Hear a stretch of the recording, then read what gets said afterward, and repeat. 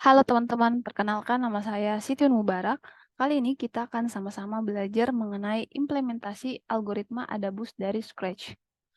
Outline-nya ada 6, yaitu Component of Learning, Pseudocode Algoritma, Process Code, Implementation and Experimentation Code, Conclusion, dan yang terakhir Reference. Yang pertama, Component of Learning. Untuk melakukan fitting dalam boosting, cost function yang ingin diminimalkan adalah error. Untuk permasalahan klasifikasi dua kelas, algoritma boosting ada boost setara dengan meminimalkan cost function, di mana ini merupakan indeks dari item-item pelatihan. Kemudian T adalah target dan ini adalah jumlah bobot dari klasifikasi individu ke dalam klasifikasi komposit, yaitu model dari beberapa klasifikasi individu yang bekerja sama. Nah, ketika nilai ini lebih dari 0 akan menghasilkan output plus 1 dan min 1 jika sebaiknya. Selanjutnya, objektif optimasi pada Adabus yaitu meminimalkan cost function. Adabus adalah algoritma sekuensial yang meminimalkan batas atas dari kesalahan pengklasifikasian empiris dengan memilih weak klasifikasi dan bobotnya. Satu persatu dipilih untuk mengurangi batas atas kesalahan secara maksimal. Nah, Adabus ini berfokus meningkatkan kinerja model dengan cara mengurangi kesalahan prediksi. Setiap iterasi Adabus, bobot sampel yang salah diklasifikasikan akan ditingkatkan untuk memprioritaskan sampel-sampel yang sulit diklasifikasikan dengan benar oleh model sebelumnya.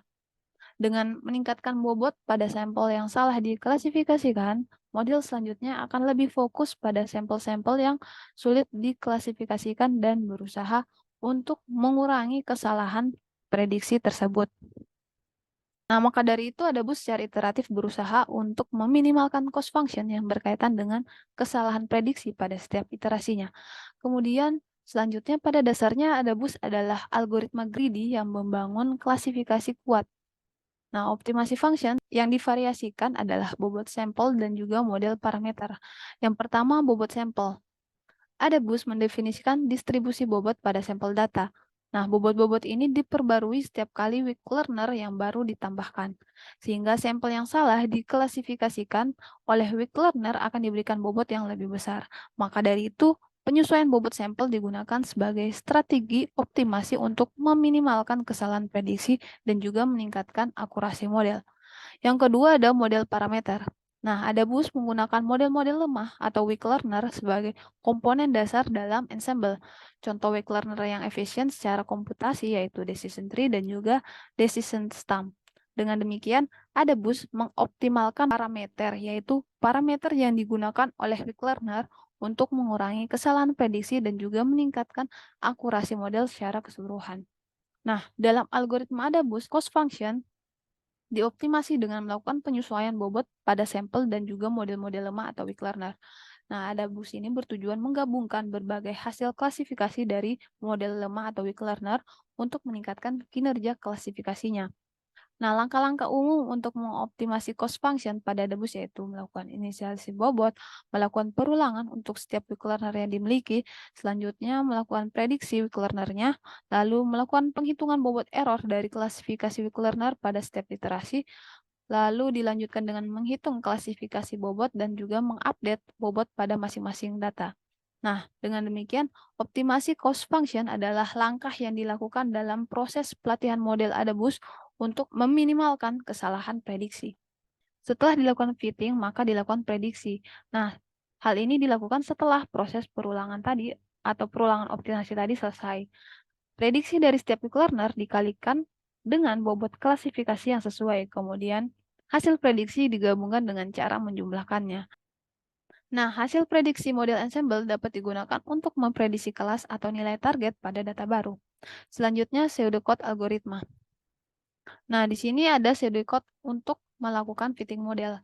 Inputnya ada 3, X, Y, dan N estimator, di mana X adalah dataset pelatihan, Y adalah target dari dataset pelatihannya, kemudian ada N estimator yaitu jumlah estimator atau model base. Kemudian ada prosesnya yaitu menginisialisasi base estimatornya. Kemudian didapatkan jumlah sampel dan fitur dalam data latihan. Lalu dilakukan inisialisasi bobot untuk setiap sampel dan juga nilai alfa untuk setiap estimator. Lalu dilakukan pelatihan untuk setiap estimator atau perulangan dengan melatih estimator, yaitu data latih dan bobot saat ini, kemudian dilakukan prediksi menggunakan estimator yang telah dilatih, lalu dilanjutkan dengan menghitung tingkat kesalahan berbobot, lalu menghitung nilai alfa untuk estimator saat ini, selanjutnya perbarui bobot sampel, tambahkan estimator yang telah dilatih ke dalam list, dan akhiri pelatihannya. Nah, output untuk melakukan fitting model berupa model yang telah dilatih dengan estimator dan juga nilai alfa. Selanjutnya, pseudocode untuk melakukan prediksi. Inputnya berupa X, yaitu sampel input untuk melakukan prediksi. Kemudian prosesnya menginisialisasi label yang diprediksi. Selanjutnya, iterasi setiap estimator dalam ensemble, di mana dilakukan prediksi menggunakan estimator saat ini, lalu ditambahkan prediksi ke dalam prediksi secara keseluruhan. Lalu lakukan pengubahan prediksi menjadi label biner, dan kembalikan label yang diprediksi. Outputnya berupa prediksi akhir pada kelas. Selanjutnya, proses code. Untuk mengaplikasikan code from scratch pada Adabus, langkah pertama yang dilakukan menginisialisasi base estimator. Di sini terdapat kelas decision stamp, di mana model pembelajarannya sangat sederhana, hanya menggunakan satu fitur dan juga satu threshold untuk membuat prediksi. Kemudian ada metode base split, digunakan untuk mencari pemisahan terbaik pada setiap node. Kemudian selanjutnya ada metode fit, digunakan untuk melatih decision stamp dengan menggunakan data latih yang diberikan. Lalu ada metode predict, ya, digunakan untuk membuat prediksi dengan decision stamp yang telah dilatih. Di sini juga ada kelas decision tree maxdep, digunakan sebagai alternatif dari decision stamp dalam Adabus. Kemudian kelas Adabus classifier, di mana merupakan kelas yang mewakili implementasi algoritma Adabus untuk klasifikasi. Kemudian ada metode fit.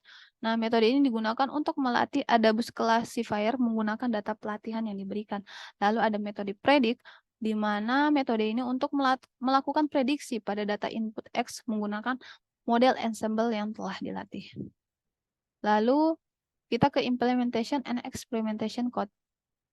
Di sini yang pertama, lakukan import pada beberapa library yang diperlukan seperti NumPy dan Pandas. Kemudian load dan preprocessing data. Di sini datasetnya merupakan data kanker payudara yang berasal dari scikit-learn. Fitur-fitur dan label dari datasetnya ini di-assign ke variabel X dan Y. Terus nilai label Y yang awalnya 0 dan 1 diubah menjadi -1 dan 1. Hal ini dilakukan karena Adabus classifier asumsikan label kelas adalah -1 dan 1. Kemudian data dibagi menjadi data pelatihan dan data pengujian menggunakan train test split dari scikit-learn. Selanjutnya, inisialisasi Adabus classifier. Lalu, model Adabus classifier dilatih menggunakan metode fit dengan menggunakan data pelatihan. Nah, setelah pelatihan dilakukan, model yang dilatih akan digunakan untuk melakukan prediksi pada data pengujian menggunakan metode predict. Untuk mengukur performa model, akurasi prediksi dihitung menggunakan metode akurasi skor yang berasal dari modul matriks. Nah, untuk meningkatkan performa model dilakukan eksperimen pada beberapa hypermeter sehingga menghasilkan prediksi seperti gambar berikut. Selanjutnya, conclusion. Scratch from code pada algoritma Adabus dilakukan dengan membangun base estimator yang merupakan estimator lemah, yaitu berupa decision stamp dan juga decision tree dengan kedalaman maksimum 1 sebagai alternatif base estimator. Kemudian kedua, Adabus adalah metode ensemble yang menggabungkan beberapa estimator lemah menjadi satu model yang lebih kuat. Lalu, algoritma Adabus melakukan iterasi untuk melatih estimator lemah dengan memperbarui bobot sampel berdasarkan prediksi dan juga label aktual. Nah, bobot estimator lemah dan juga bobot kesalahan digunakan untuk menghitung bobot akumulatif dan digunakan untuk memprediksi label kelas. Selanjutnya dilakukan pelatihan pada model dan melakukan penghitungan akurasi. Setelah didapatkan akurasi, maka dilakukan beberapa kali eksperimen agar meningkatkan performa model dengan mengubah ketiga hyperparameter yaitu base estimator, end estimator, dan juga learning rate dengan menaikkan ataupun menurunkan nilainya. Beberapa kali eksperimen maka didapatkan performa model terbaik dengan akurasi tertinggi yaitu 0,97 dengan N estimator sama dengan 50 dan juga learning rate 0,5. Selanjutnya referensi. Nah, ini adalah beberapa referensi yang digunakan untuk implementasi Adabus dari scratch. Sekian dan terima kasih.